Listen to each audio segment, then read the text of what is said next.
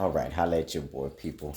If y'all ain't never seen my Nile Monitor out of the custom enclosure, kaboom.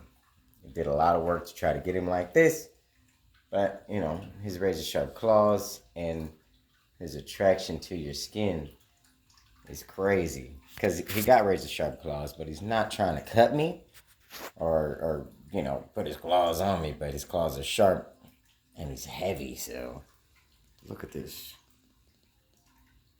He just happened to be so heavy to where his razor sharp claws are dig into your skin. So, oh my goodness, buddy, look at this. It's just like, look at the strength on him. You know, pulling on my clothes. Oh my goodness, look at this. Look at these claws. Razor sharp. Cutting into my skin easily. So I'll let your boy, people. I'm handling the Nile Monitor.